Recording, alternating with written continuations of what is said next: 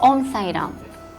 मैं पूजा आज एक बार फिर आपके सामने साईं बाबा और उनके प्रिय भक्त बाबू चंदोरकर की वार्तालाप सुनाने जा रही हूँ। साईं बाबा और चंदोरकर में ये गंभीर वार्तालाप यूं ही चलता रहा। ईश्वर प्राप्ति के साधन और उपाय साईं बाबा ने चंदोरकर को विस्तार से समझाए और चंदोरकर बाबू की शंका यूं ही दूर होती गई। तब चंदोरकर बाबू के मन में साईं बाबा से एक और प्रश्न का उत्तर जानने की इच्छा जाहिर हुई। तब चंदोरकर बाबू साईं बाबा से बोले, साईं बाबा, मोक्ष क्या है और ये हमें कैसे प्राप्त होगा? साईं बाबा चंदोरकर से बोले, मुक्ति पाने की तीव्र इच्छा इस संसारिक सुख दुख के प्रति अरुचि पाने के साथ साथ अपरोक्ष ज्ञान और ईश्वर द्वारा बनाई गई 84 लाख योनियों के मुक्त होने के बाद मनुष्य का शरीर धारण करना ही मोक्ष कहलाता है। मोक्ष को प्राप्त करना स्वर्ग पर बैठे हुए किसी वैकुंठ की प्राप्ति नहीं, यह तो एक शुद्ध चैतन्य है। इसका सूक्ष्म ज्ञान नहीं होता, यह स्थूल होता है।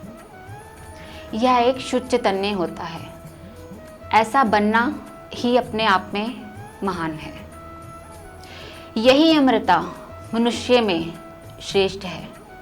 शेष अन्य इच्छा या लक्ष्य प्राप्ति मोक्ष प्राप्ति के लिए व्यर्थ ही है।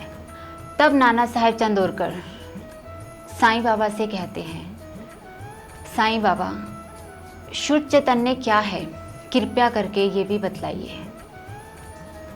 तब साईं बाबा चंदोरकर से कहते हैं कि शुद्ध चैतन्य की परिभाषा तुम केवल इतना ही समझो, पूरे ब्रह्मांड में केवल दो ही विशेष वस्तुएं कहलाती हैं, जिसमें सजीव और निर्जीव है।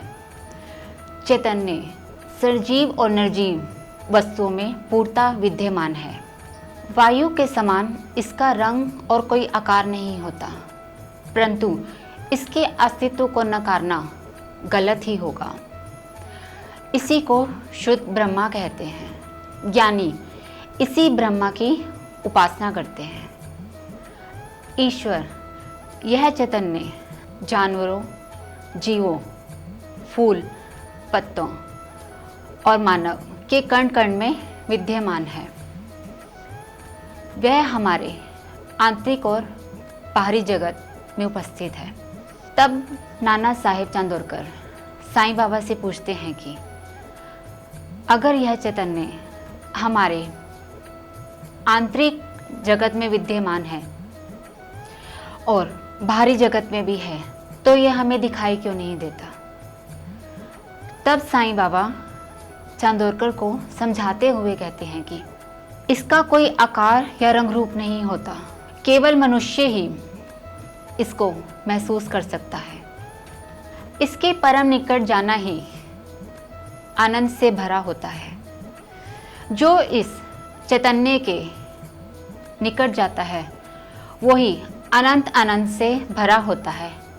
यही एक सच्चित एवं आनंद है। तब चंदोरकर बाबू साईं बाबा से कहते हैं कि साईं बाबा, मोक्ष की प्राप्ति के लिए हमें क्या क्या तैयारी करनी होगी और वह हमें कैसे प्राप्त होगा? तब साईं बाबा चंदोरकर को कहते हैं कि मोक्ष प्राप्ति के लिए हमें ईश्वर के बाहरी तत्वों को समझना होगा, मूर्ति पूजन करनी होगी, जिससे हम इष्ट देव के और निकट जा सकते हैं। ईश्वर द्वारा संतों के प्रवचन को सुनना, महाग्रंथों को पढ़ना हमें ईश्वर की ओर समर्पित करता है। जिस समय मुक्ति निकट आती है उस समय मन में किसी भी तरह की इच्छा न रखना, इष्ट देव का जाप करना, माला सिमरन करना हमें मुक्ति की ओर ले जाता है और यही मुक्ति प्राप्ति कहलाती है। ओम साई राम। ओम श्री अनंत कोटि ब्राह्मण नायक राजाधिराज योगी राज पर ब्रह्मा श्री सच्चिदानंद सद्गुरु साईनाथ महाराज की जय। सबका मालिक एक।